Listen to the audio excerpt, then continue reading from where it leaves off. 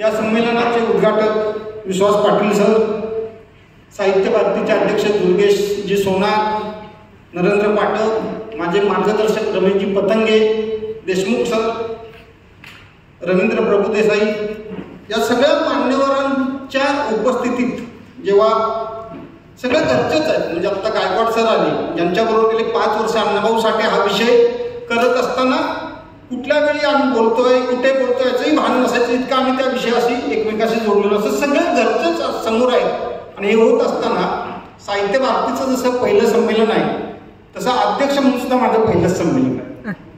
त्यामुळे थोडंसं मनात असं येत आहे की जेव्हा आपण कुठे बाहेर जात असतो तेव्हा घरातले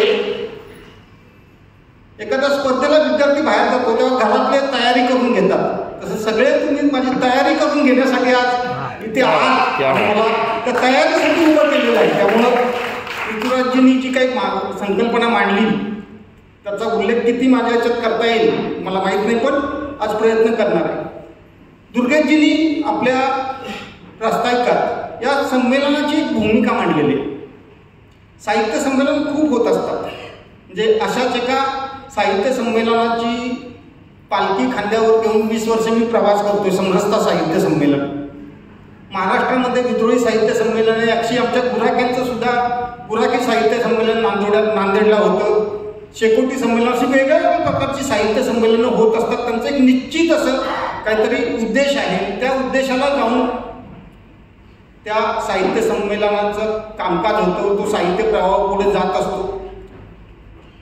या संमेलनाच्या निमित्तानं आणि साहित्य भारतीची भूमिका म्हणून सुद्धा दुर्गेशजींनी राष्ट्रीय विचारांचा ध्वजा आपण सगळ्यांनी खांद्यावर घेतली असं म्हटलं. आणि मध्ये करत असताना जेव्हा साहित्य संमेलनांचा विचार करतो आपण किंवा एखादा विषयनिष्ठ साहित्य संमेलनांचा विचार करतो तेव्हा आपल्या असं लक्षात येतं की त्या विषयाच्या खूप खोलाशी जाऊन मुळाशी जाऊन आयोजकांनी विचार केलेला असतो. आणि तो विचार परिसंवादातून, कवी संमेलनातून, मुलाखतीतून, वेगवेगळ्या माध्यमातून त्याची घुसळण होऊन एक निश्चित विषय किंवा एक विचार घेऊन आपल्याकडे आपण पुढे जात असतो. या संमेलनात सुद्धा राष्ट्र ही संकल्पना प्रामुख्यानं आहे. त्याच संकल्पनेभोवती किंवा त्या केंद्राभोवतीचं आजचं आपलं संमेलन दिवसभराचं सगळं कामकाज होईल, सगळी मांडणी होईल अशी अपेक्षा आहे. पण राष्ट्र ही संकल्पना मांडत असताना काही त्याचा विचार करावा असं मला वाटलं. कार्यकर्ता म्हणून विचार करत असताना किंवा राष्ट्र म्हणून आपण जायचं तर काय कुठल्या गोष्टींचा स्पर्श केला पाहिजे, कुठल्या गोष्टींवर आपण विशेष बोललं पाहिजे असा विचार करत असताना साधारणपणे 4 गोष्टी माझ्या डोळ्यासमोर आल्या.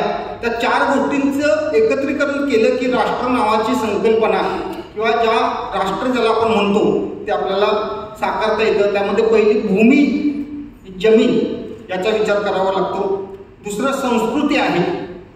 तिसरा जन किंवा समाज असं आपण म्हणू शकतो. आणि चौथा घटक जो आहे तो शासन व्यवस्था किंवा शासन प्रशासन. अशा 4 गोष्टींच्या आधारे राष्ट्र चालतं, बोलतं, वाढतं, विकसित होतं. जे जे राष्ट्राच्या बाबतीत संभव आहे किंवा अपेक्षित आहे या 4 गोष्टींच्या गोळ्यावेजीमधून आपण राष्ट्राचा विचार करत असतो. पण हे सगळं जरी असलं या 4 गोष्टींमध्ये तर या सगळ्या 4 गोष्टींचा केंद्र हा माणूस आहे. भूमीचा विस्तार करणं किंवा त्याचं अंकुचन करणं हे आपल्याच हातात आहे. संस्कृतीला परमोच्च ठिकाणी घेऊन जाणं किंवा त्याचं प्रदूषण करणं संस्कृतीमध्ये, संस्कृतीचे काय म्हणून आपण विल्हेवाट लावण्याच्या घेऊन जाणं हे सुद्धा माणूस म्हणून आपल्याच हातात आहे. आणि प्रशासनामध्ये सुद्धा माणसंच असतात. त्यामुळं या 4ही गोष्टी राष्ट्र चालवणं, बोलवणं किंवा विकसित करणं हे माणसाच्या हातात असतं. त्यामुळे 4 गोष्टीतला समाज हा घटक सगळा मला त्या दृष्टीनं महत्त्वाचा वाटतो. आणि तो जेव्हा माणसाचा आपण विचार करतो तेव्हा माणसाच्या या भूमीकडे बघण्याचा दृष्टिकोन, या समाजाकडे बघण्याचा दृष्टिकोन, या संस्कृतीकडे बघण्याचा दृष्टिकोन खूप महत्त्वाचा असतो. तसं म्हटलं तर समाज म्हणून असं काहीच दाखवता येत नाही, संस्कृती म्हणून असं काहीच दाखवता येत नाही. भूमी सोडलं तर भूमीला आपल्याला दाखवता येणार, पण संस्कृती म्हणून असं काय, ही म्हणजे संस्कृती असं दाखवता येत नाही. पण माणसांच्या व्यवहारातून, त्याच्या मिळालेल्या गौरवशाली परंपरेतून किंवा तो जो वर्तन करणार आहे याच्यातून संस्कृतीचं विकसित होतं, संस्कृती वाढत जाते, संस्कृती पुढे जात जाते. तसंच समाजाच्या बाबतीत आहे. समाज म्हणून असं काही हे दाखवता येत नाही, पण समाजाचं एकच काय म्हटलं तर माणूस दाखवता येतो. अनेक माणसं एकत्र येऊन समाज होत असतो. त्यामुळे माणसाची, या एका माणसाची आपल्या संस्कृतीबद्दल, आपल्या भूमीबद्दल, आपल्या समाजाबद्दलची काय धारणा आहे, त्या धारणा त्याला भावलेल्या, मग ते प्रादेशिक साहित्य असू दे, राष्ट्रीय साहित्य असू दे, किंवा कुठल्याही विरुद्ध नव्हतं नुसतं साहित्य असं जरी आपण म्हटलं, त्यात ज्या प्रकट होतात आपल्या भूमीबद्दलच्या भावना, आपल्या समाजाबद्दलच्या भावना, आपल्या संस्कृतीबद्दलच्या भावना, याचा विचार आपल्याला साहित्याच्या माध्यमातून करायचा. आपण जेव्हा 3-4 घटकांचा विचार करतो तेव्हा समाज हा स्थितिवादी नाही, तो चल आहे, सतत बदलत राहतो. त्याच्या मानसिक बदल होत असतात, वैचारिक बदल होत असतात, व्यवहारात बदल होत असतात. आणि हे व्यवहार बदलणं, विचार बदलणं, कृती बदलणं हे जरी होत असलं तरी आपला जो आत्मा असतो, ज्याला आपण भारतीयत्व म्हणतो, किंवा इथल्या संस्कृतीनं, इथल्या संस्कारानं एक आपल्या व्यवहाराचे विधी निश्चित केलेले असतात की आपण हे करू नये, हे करावं.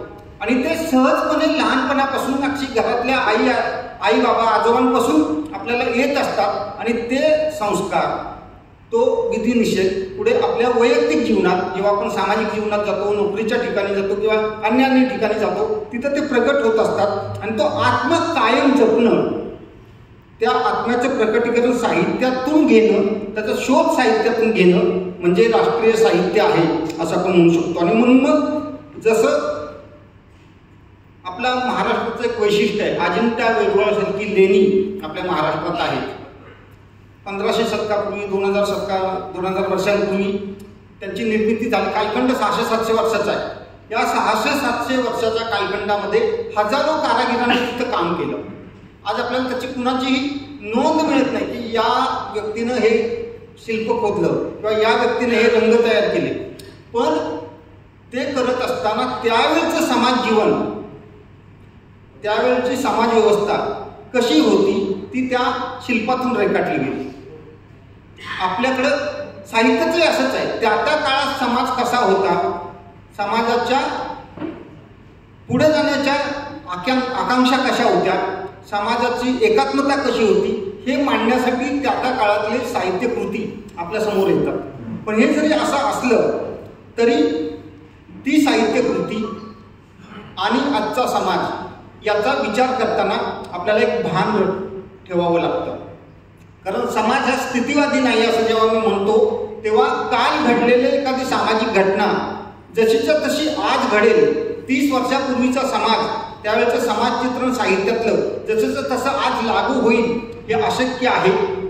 त्यामुळे साहित्य म्हणजे समाज मनाचा आरसा असं आपण म्हणतो, ते थोडं आपण त्यात बदल करूया. साहित्य म्हणजे त्या काळातल्या समाजाचा फोटो. त्यामुळे समाज असा होता, आज तसा आहे का विचार करूया, शोधूया. आपल्या शोधाच्याच प्रक्रियेत आपण उतरलेलो आहोत, आपण मुळाकडेच जातोय. तर तो एक कालखंड, एक घटना आपल्या समोर आहे की असं होतं, आता काय आहे याचा शोध घेणं. आणि शोध घेत असताना आपल्या त्यातला आत्मा हरवला नाही ना, आपण आपल्या आत्म्याला जपलंय ना, आपली मुळं आपण शोधतो जपलेत ना, याचा शोध घेणं याचं आपल्याला करावं लागेल. आणि हे करत असताना एक उदाहरण देतो. मला जे काय म्हणायचं ते साहित्य क्षेत्रातलं, साहित्याचं.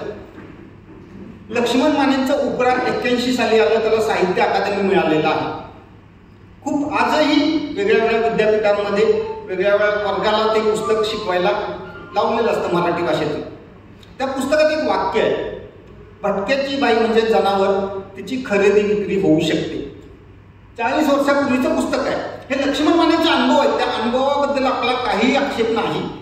लक्ष्मण मानेंनी जेव्हा त्यांनी विवाह केला तेव्हा त्यांच्या शशीताईंच्या संबंधात त्यांच्या कुटुंबाने जी काही स्टेटमेंट केली होती किंवा जे काही बोलले होते त्याच्या आधारावर त्यांनी ते आत्मकथनात मांडलेलं आहे.